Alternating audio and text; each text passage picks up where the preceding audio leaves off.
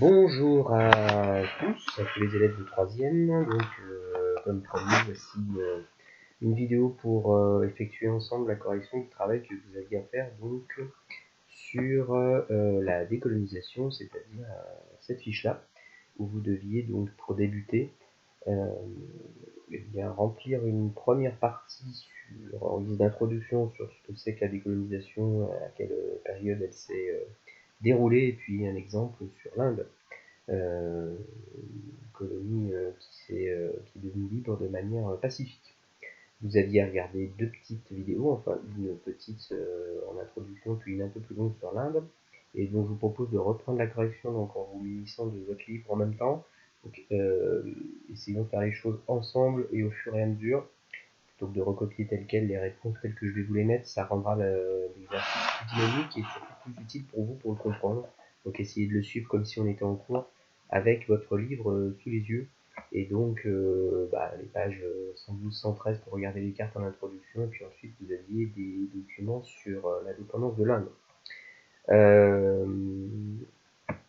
Bien, voici en gros ce qu'il fallait trouver. Donc en première partie, je vous avais demandé de faire un petit résumé, un petit schéma, une petite carte mentale, un petit nuage de mots sur les principales idées que vous aviez repérées de la décolonisation. Donc vous allez pouvoir, dans la vidéo, vous allez pouvoir vérifier si, dans la correction, si les mots que vous aviez trouvés dans la vidéo en guise d'introduction, si ils correspondent aux mots qu'on va définir ensemble sur la correction. Donc, d'abord, page 112, on vous demandait la définition de décolonisation. Moi, ça c'était dans le livre, il suffit de recopier.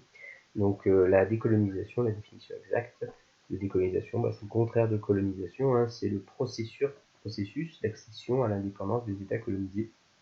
Et il a débuté bien avant notre période, puisque les premiers États à se décoloniser, c'était en Amérique. Et, bon, je vous passe la guerre d'indépendance américaine au XVIIIe siècle, puis ensuite au XIXe, les indépendances de l'Amérique du Sud, par exemple. C'est pas notre sujet c'est vraiment les décolonisations après 45. Donc on va voir qu'elles concernent surtout l'Asie et l'Afrique. Justement, donc, sur les cartes que vous avez dit, page 112-113, quels sont les pays qui ont le plus de colonies jusqu'en 45? Eh bien, c'est la Grande-Bretagne et la France qui sont les pays qui possèdent le plus de colonies, en particulier en Afrique et en Asie, donc.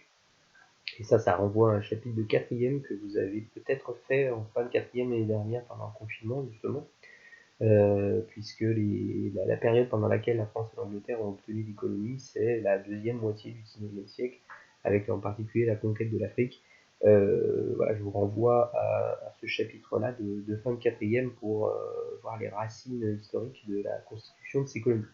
Ce qui veut dire qu'en gros, ça fait à peu près un siècle, au moment où on parle, donc après la Deuxième Guerre mondiale, que la plupart des pays d'Asie et d'Afrique sont des colonies qui appartiennent aux Européens, et en grande partie la Grande-Bretagne et la France, il y en a d'autres, mais principalement la Grande-Bretagne et la France. Donc l'Asie et l'Afrique. Et dans quelle région du monde les colonies a-t-on les premières décolonisations? Ça c'était à la page 113, et vous aviez repéré normalement que les premières décolonisations entre 1945 et 1955 ont lieu en Asie, la plupart du temps de manière pacifique, on va le voir, mais pas tout le temps, puisque par exemple la France a dû s'engager dans une guerre en Indochine entre 1946 et 1954. L'Indochine qui deviendra plus tard le Vietnam, on en a déjà parlé au moment de la guerre froide, après sa décolonisation. Et puis la deuxième phase de décolonisation, ça sera globalement entre 1955 et 65, même si ça s'est un petit peu étalé dans le temps après 65 pour certains pays, mais la plupart des pays d'Afrique vont donc obtenir leur indépendance entre 1955 et 1965. Voilà en guise d'introduction pour à peu près faire le point pour savoir de quoi on parle au niveau du vocabulaire, au niveau de la localisation également. Alors ensuite, vous aviez deuxième partie, donc je vous ai mis ici dans la deuxième partie du tableau tout ce qui concerne l'indépendance de l'Inde, qui va débuter tout de suite après la Deuxième Guerre mondiale. Donc vous aviez dans le livre un ensemble de documents, plus la vidéo que je vous avais mis, qui permettait quand même de comprendre à peu près le déroulé des événements et les différentes positions justement des acteurs de cette indépendance. Alors si on reprend tout ça, eh bien l'Inde d'abord était une colonie britannique, une colonie qui appartenait au Royaume-Uni depuis la première moitié du XIXe siècle, et pas n'importe quelle colonie, puisque pour les Anglais, l'Inde c'est le joyau de la couronne, c'est comme ça qu'on surnomme l'Inde en Grande-Bretagne, donc c'est une colonie plus importante que les autres par sa taille, par sa richesse, par sa puissance, par également sa vision historique de l'Inde de l'Antiquité, et c'est une colonie auquel les Anglais tiennent profondément. Et les premières revendications sur l'indépendance de l'Inde, donc je vais demander de lire le discours de Ho Chi Minh à la page 116. Alors attention, Ho Chi Minh, c'est pas un Indien, hein. Ho Chi Minh, c'est justement celui qui a mené l'indépendance du Vietnam, donc de l'Indochine, quand celle-ci appartenait à la France. Et bon, il a fait ses études en France et il est devenu le leader de l'indépendance du Vietnam. Et il a même donné son nom à la capitale du Vietnam, encore aujourd'hui, Ho Chi Minh Ville. Et ce qu'il dit dans le texte, c'est ce qu'on pourrait reprendre pour n'importe quelle colonie, en particulier pour l'Inde. Et donc à la question pour quelle raison est-ce que l'indépendance est indispensable d'après les élites en fait de ces colonies, d'abord parce que souvent c'est une promesse qu'on a faite. Les Français, les Anglais ont souvent dit aux soldats des colonies si vous participez à la guerre avec nous, si vous nous aidez à libérer le pays des nazis, en France par exemple, eh bien on vous récompensera en vous libérant. C'était une promesse qui avait déjà été faite d'ailleurs pendant la Première Guerre mondiale, quand les soldats étaient venus se battre dans les tranchées, les soldats des colonies dans les tranchées, et on leur avait aussi promis une indépendance qu'on n'a pas tenue derrière. Ça, c'est la première chose. Ensuite, souvent, les élites justement de ces pays décolonisés, ces leaders, hein, comme Ho Chi Minh ou comme Gandhi pour l'Inde, ce sont des, des hommes qui ont fait leurs études en Europe, qui ont appris les valeurs européennes, en particulier en France, les grandes valeurs de la Déclaration des droits de l'homme, la liberté, l'égalité, etc. Et ils font remarquer justement aux Européens que c'est bien beau d'avoir créé les droits de l'homme, d'avoir mis en avant la liberté et l'égalité, mais que ça serait bien de l'appliquer, de se l'appliquer à eux-mêmes, c'est-à-dire de libérer eux-mêmes des peuples qui sont sous leur domination, et que pour Ho Chi Minh ou pour Gandhi, quand les Français disent que c'est la patrie des droits de l'homme, c'est en même temps ceux qui empêchent les Vietnamiens ou les Indiens d'être libres. Donc c'est contradictoire. Et puis enfin, les pays colonisés, ils estiment que la terre, leur appartient à eux, que l'Inde appartient aux Indiens, que le Vietnam appartient aux Vietnamiens, et que c'est à eux de gérer leur propre territoire, et non pas à une puissance étrangère quelle qu'elle soit. Voilà les grandes idées qui vont essaimer en fait dans les peuples colonisés, grâce à ces leaders qui vont jouer un rôle très important, et qui vont être très mal vus par les Européens qui ne comprennent pas ces revendications et qui pensent, eux, là aussi je vous renvoie à votre chapitre de fin de quatrième, que ils ne font que le bien en fait dans les colonies, qui font tout pour que ces peuples-là vivent bien, soient civilisés comme ils le disent, et ils ne comprennent pas ces revendications. Mais évidemment, l'époque a évolué, l'époque a changé, et on ne peut pas avoir la même vision du côté européen qu'on l'avait au XIXe siècle. À l'époque, on considérait que les colonies, les Asiatiques, les Africains étaient des êtres inférieurs, des races inférieures, ça c'était avant le nazisme, et que donc il fallait les aider, les éduquer, leur apprendre en fait à devenir des êtres civilisés. Bon, après le nazisme et après Hitler, c'est un discours qui n'est plus du tout entendable, et c'est à cette époque-là, après la Deuxième Guerre mondiale, on ne peut plus estimer que les colonies sont un bienfait, et que c'est une bonne chose d'avoir des colonies. C'est à ce moment-là donc qu'on va avoir des revendications qui sont soutenues par pas mal de pays d'ailleurs, en particulier par les deux grands, les États-Unis et l'URSS, qui pour des raisons différentes sont anticolonialistes. Les Américains, parce qu'ils estiment qu'eux-mêmes sont une ancienne colonie et qu'ils se sont révoltés, rebellés pour devenir libres, donc ils ne vont pas soutenir les colonisateurs, même si les Anglais et les Français sont dans leur camp pendant la guerre froide. Et puis les soviétiques, évidemment, puisque le communisme, c'est l'égalité entre tous les hommes, donc on ne peut pas avoir des rapports de domination, comme c'est le cas dans les colonies. Donc les Français et les Anglais vont essayer de défendre leur colonie, mais on va voir qu'ils ne vont pas y arriver, et c'est pour ça ça va déboucher sur des libertés pour les colonies. Le meneur, page 120 de la colonie de l'indépendance de l'Inde, c'est un personnage qui est très connu, c'est Gandhi. alors que vous deviez avoir, mais je ne sais pas si j'ai pris les images, je ne suis pas sûr de les avoir, mais en tout cas, je crois qu'il y avait sa biographie dans le livre et sa photo, que vous retrouverez facilement. C'est un personnage évidemment qu'il faut connaître. Gandhi, c'est celui qui va être appelé, quel moyen a-t-il décidé d'utiliser pour obtenir l'indépendance de l'Inde? C'est l'apôtre de la non-violence, en fait, Gandhi, ce qu'on appelle la désobéissance civile. Gandhi dit il ne faut pas se battre contre les Anglais, il ne faut pas les provoquer, il ne faut aucune violence, il faut uniquement essayer de faire céder les Anglais par la non-violence. Ça, c'était la question d'après. Hein. Gandhi veut que les Indiens désobéissent, c'est-à-dire on refuse d'obéir aux lois des Anglais, puisqu'on considère que les Anglais sont des intrus, ils n'ont rien à faire en Inde, ils ne sont pas chez eux, donc on n'a pas à leur obéir, on n'a pas à obéir à leurs lois. Donc Gandhi prône la désobéissance civile, mais sans aucune violence, c'est-à-dire il ne faut absolument pas se battre, il faut juste désobéir. Évidemment, ça ne plaît pas aux Anglais, ça va être assez long, hein, parce que c'est un processus qui dure pendant 30 ou 40 ans en Inde, et finalement, eh ben, les actions de Gandhi vont permettre à l'Inde de devenir indépendante, puisqu'en 1947, les Britanniques vont accepter de quitter le pays. Alors, dans un premier temps, ils vont garder une tutelle, hein, puisqu'il va y avoir celui qu'on appelle le vice-roi des Indes, hein, qui est Lord Mountbatten, vous l'avez vu dans la vidéo. Mais rapidement, bon, lui-même va quitter effectivement l'Inde pour que l'Inde devienne totalement indépendante, même si les Anglais vont conserver jusqu'à aujourd'hui hein, des liens avec l'Inde, en gardant des liens économiques, comme les Anglais le feront avec la plupart de leurs anciennes colonies dans ce qu'on appelle le Commonwealth aujourd'hui, qui est en fait l'association de toutes les anciennes colonies britanniques.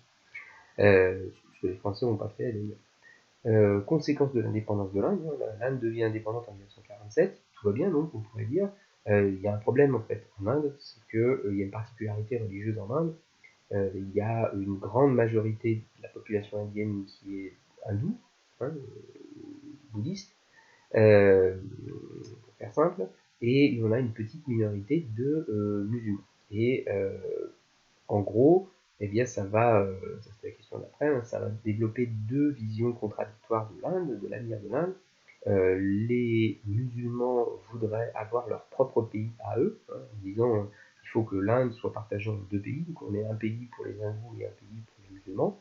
Gandhi, lui, il voudrait préserver l'intégralité et l'intégrité en fait du territoire indien et essayer de faire en sorte que hindous, et musulmans vivent en paix, etc.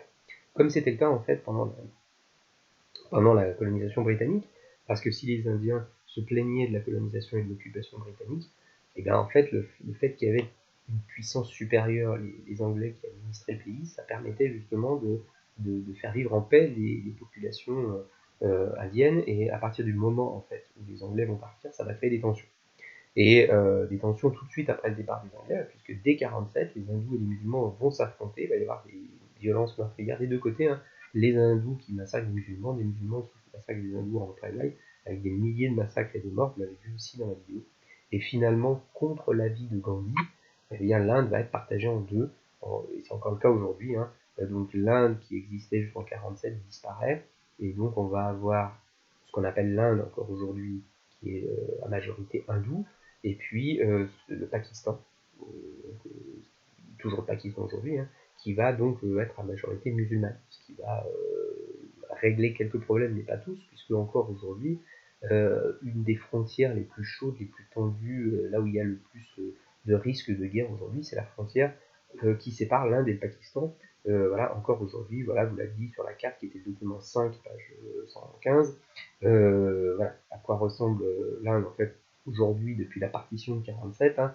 En orange, vous avez l'Inde, et puis en vert, vous avez la partie pakistanaise, la partie musulmane, et avec les zones de tension encore très vives aujourd'hui en raison de cette partition de 1947. Le sommet de ces affrontements, de cette violence d'après-guerre, c'est l'assassinat de Gandhi. Gandhi lui-même, qui voulait la non-violence, qui voulait préserver l'intégralité et l'intégrité de l'Inde, va être assassiné par un extrémiste hindou qui lui reprochait alors que Gandhi est hindou, hein, bien sûr, qui lui reprochait de vouloir négocier avec les musulmans, qui lui reprochait de vouloir préserver les musulmans alors que les extrémistes hindous voulait que l'Inde soit dominée par les hindous et que les musulmans soient une minorité sous la domination hindoue, ce que ne voulait pas Gandhi, hein. Il voulait essayer de préserver l'égalité entre tout le peuple indien, ce qui n'a donc pas pu être fait. Et en conclusion, pour faire simple, on pourrait passer plus de temps là-dessus, mais en gros, on peut retenir que l'indépendance de l'Inde a été réalisée de manière pacifique, donc grâce à l'action de Gandhi et la non-violence, mais en fait, c'est après l'indépendance que les problèmes sont survenus en Inde, puisque la partition de l'Inde et les tensions ethniques et religieuses vont amener à des affrontements violents et meurtriers dans les années qui ont suivi l'indépendance de l'Inde.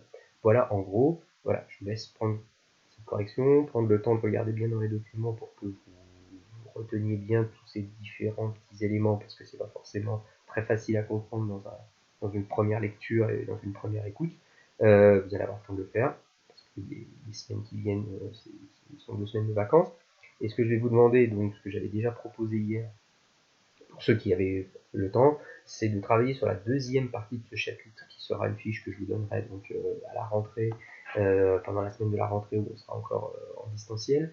On va parler de la guerre d'Algérie et on va parler de l'indépendance de l'Algérie, qui était une colonie française et qui est un sujet qui est quand même un sujet assez chaud, un sujet assez sensible en France. Et ce que je vous propose, c'est de prendre le temps, donc, de regarder une vidéo que je vous ai mis en lien hier, que je vais remettre aujourd'hui. C'est une vidéo qui est assez longue parce qu'il y a un documentaire suivi d'un petit débat euh, qui, qui est très intéressant à regarder, mais voilà, il faut prendre le temps parce que c'est pas forcément là non plus très très facile comme ça à la première écoute.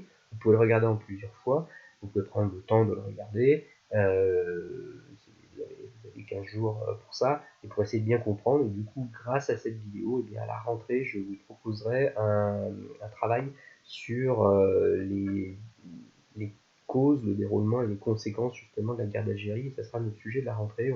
On en reparlera ensemble à la rentrée, et je l'espère le plus vite possible en présentiel pour qu'on se revoie et qu'on continue donc la suite de l'année.